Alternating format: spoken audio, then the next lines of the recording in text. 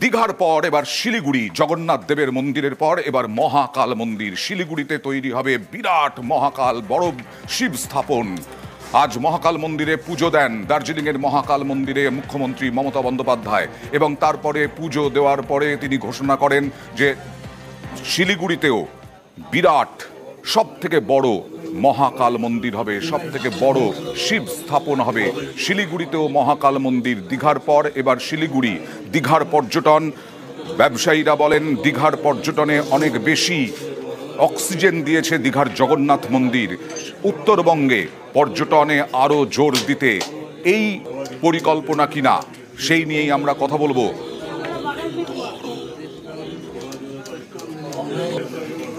প্রতিনিধি আবিরের সঙ্গে। আবির, উত্তরবঙ্গের পর্যটনই কি লক্ষ্য পর্যটনের বার বৃদ্ধি এবং সেই কারণেই কি মহাকাল মন্দির শিলিগুড়িতে কোথায় হবে, কোন জায়গায় হবে?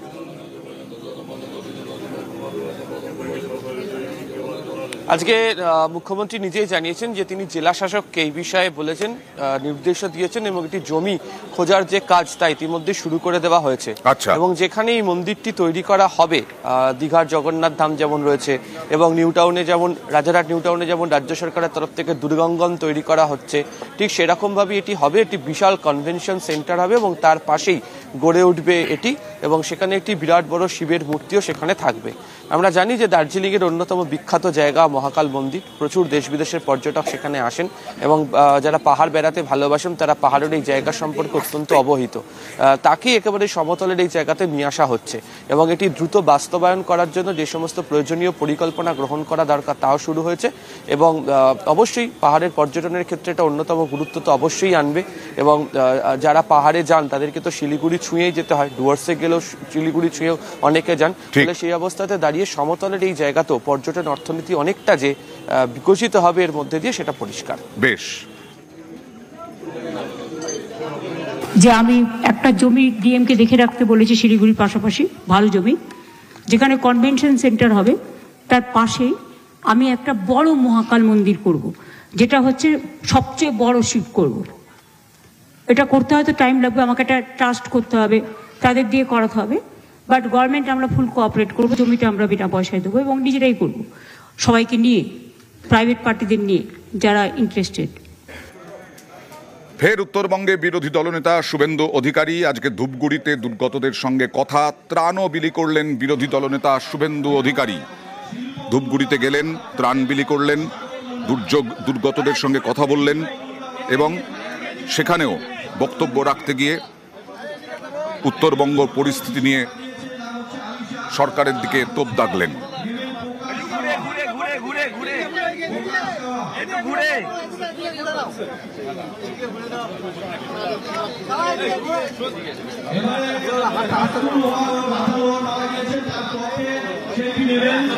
আমাদের প্রধানমন্ত্রীর পক্ষ থেকে মৃত পরিবার 2.5 লাখ টাকা করে চেক পেয়েছেন বা ডিএম এর মাধ্যমে পাবেন। ভারতীয় জনতা পার্টির এমএলএরা, আমরা আমাদের বিজেপি এমএলএদের যে স্যালারি ভাতা পাই সেখান থেকে সংগ্রহ করি আমরা সিদ্ধান্ত নিয়েছি যে পরিবারগুলি মারা গেছে, যাদের আইডেন্টিফাই হয়েছে তাদেরকে 2 লক্ষ টাকা করে আমরা আমাদের পক্ষ থেকে দেব।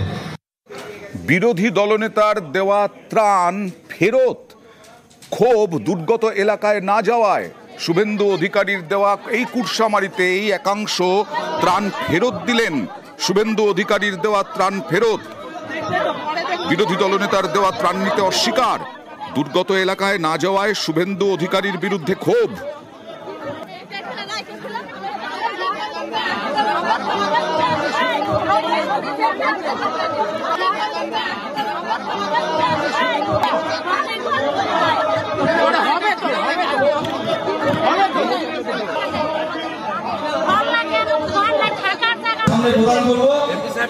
আমরা অনুরোধ করছি পিন্টু মন্ডল, জ্ঞানমোহন মন্ডল, ঝিলু মন্ডল,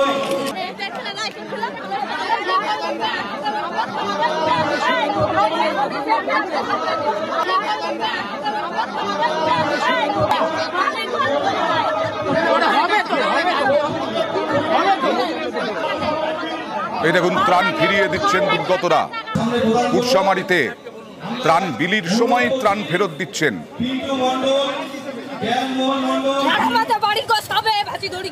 ছাগল গরু তামান ইয়ে হয়ে গেলে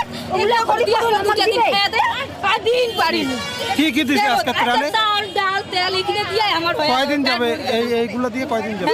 2 দিন যাবে। আপনাদের সাথে কথা বলে নাই? আপনাদের সাথে কথা বলতে শুভেন্দু অধিকারী আমার কথা বললো 10 দিন থেকে এখানে আসি, শুভেন্দু অধিকারী একদিনও আসে নাই। আজকে আসলো কি নিয়ে আসলো? কিছু তো আনে নাই আমাদের জন্য। আপনারা যেখানে শুভেন্দু অধিকারী আসছিলেন সেখানে গেছিলেন? না, আমরা যাবো কেন? আমাদের কেউ দেখতে আসবে এখানে না? আমরা তো বানাতে ভাসি, আমাদের এখানে দেখতে আসবে না? আপনাদের ক্যাম্পে আসে নাই? না, আসে নাই।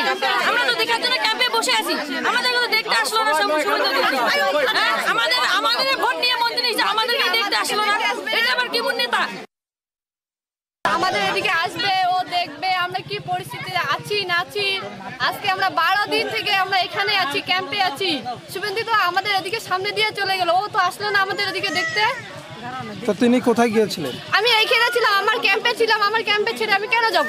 না, আমরা শুধু একটা চাল ডাল নিব না, আমরা দিদি চাল ডাল নিব। আমার দিদি চাল ডাল সব নিব। আর এই নিয়েও রাজনৈতিক তরজা তুঙ্গে। বিজেপিকে দুর্গতদের পাশে দাঁড়াতে বাধা, অভিযোগ অগ্নিমিত্রা পলের। ছবি তুলতে ত্রাণের নাটক, বিজেপিকে পাল্টা কুণাল ঘোষের। বারবারই দেখছি আমরা তিরপল দিতে চাই, আমরা ত্রাণ দিতে চাই, মানুষের সঙ্গে দেখা করতে চাই। কেউ খুন হয়েছে বা ধর্ষণ হয়েছে তার সঙ্গে দেখা করতে চাই, আমাদেরকে আটকানো হয়। তো কোথাও এটাই মনে হয় যে অত্যন্ত ইনসিকিউর, এবং তারা নিজেরাও কাজ করেননি। আর 4 মাস বাকি, কাজ করারও কোনো সুযোগ নেই।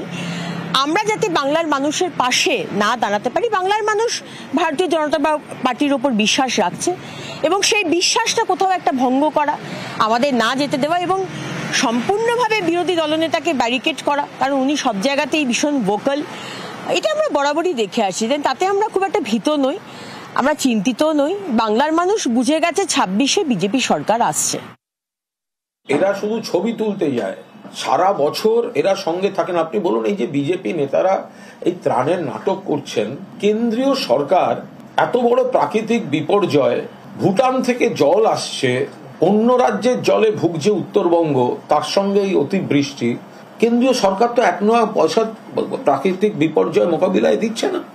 অন্য রাজ্যকে দিচ্ছে, বাংলাকে দিচ্ছে না। তো যে কয়েকজন মানুষ ওনাদের ভোট দিয়েছিল তাদের মুখ চেয়েও তো বলা উচিত যে বিজেপি কেন্দ্রীয় সরকার পশ্চিমবঙ্গের বিপর্যয় মোকাবিলার টাকাটা দাও, সেটাও দিচ্ছে না।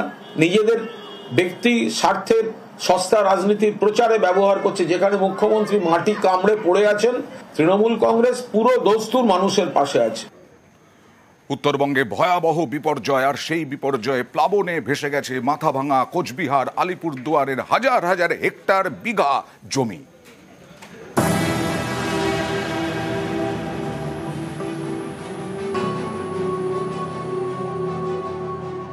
জমিতে নুইয়ে পড়ছে ধান গাছ,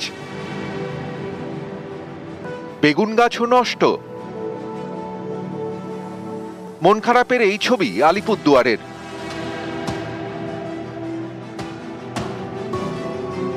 গত 4 অক্টোবর উত্তরবঙ্গের নাগারে বৃষ্টি হয়। আলিপুরদুয়ারে ফুঁসে ওঠে শিলতোরসা, সিসামারা, রায়ডাক, সংকোষ।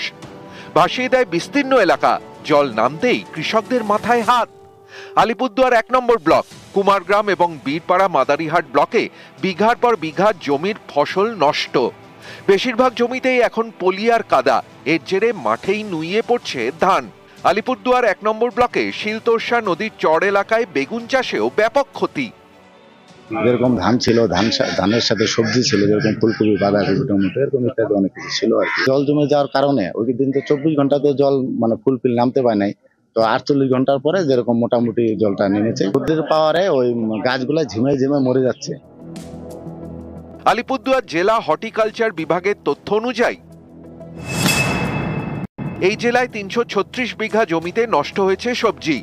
প্রায় 100 বিঘা জমিতে ধান চাষে ক্ষতি হয়েছে। এই পরিস্থিতিতে কৃষকদের ক্ষতিপূরণ দেওয়া শুরু করেছে আলিপুরদুয়ার জেলা প্রশাসন। কৃষকদের দেওয়া হচ্ছে হাইব্রিড সবজির বীজ। এইখানে ক্ষয়ক্ষতিটা প্রচণ্ড পরিমাণে হয়েছে, তো এইখানে আমরা আগে চেষ্টা করছি, ওইগুলোও অন্য পঞ্চায়েত থেকেও করছে, ওখানেও বিডিও অফিসের লোকও আছে, সব জায়গায় কম বেশি কাজ একসঙ্গেই চলছে। কোচবিহার মাথাভাঙা 1 নম্বর ব্লকের কেদারহাট গা ঘেঁষে বয়ে গিয়েছে জল ঢাকা নদী। দুর্যোগের সময় এই নদীর জলে ভেসে যায় বিস্তীর্ণ এলাকা, সেই জল নেমেছে। এখন ধানের জমিতে বালি আর পলি, বিঘার পর বিঘা জমির ধান নষ্ট। এখন এখানকার কৃষক সবাই চিন্তিত, দুঃখিত যে কি করি আমরা এখন সংসার যাপন করি। তাই এই নিয়ে আমরাও চিন্তিত, সরকার পক্ষকে বিভিন্নভাবে আবেদন করার, যাতে আমার এই ক্ষতিপূরণের কিছু ব্যবস্থা হয়। বাঁধ ভাঙনের ফলে আপনার বেশ কিছু এলাকায় জল ঢুকে যায় এবং পলি ঢুকে যায়। ঘটনার পরের দিনই আমরা ওখানে গেছি ইনকোয়ারি করতে।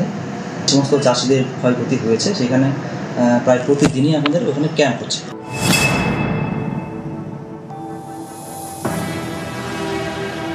জলপাইগুড়িতে জলঢাকা এবং তিস্তা পাড়েও বিপদ। এখানেও মাঠেই নষ্ট মাঠের ফসল। এখন আমন ধান কাটার সময়, কাটার আগেই ধান গাছ নুইয়ে পড়েছে। ক্ষতি হয়েছে সবজি চাষেও। আচমকা জল আসায় যে সমস্ত ধানগুলো পাকার মুখে ছিল সেগুলো সয়ে গেছে, উপরে পলি পরে ঢেকে গেছে। আর যে ধানগুলো মানে সবেমাত্র ফুল বেরিয়েছে, মুখ খোলা ছিল, সেগুলোতে জল গিয়ে পুরো চিটা হয়ে গেছে এবং পড়েও গেছে ধান। নিউজ 18 বাংলা।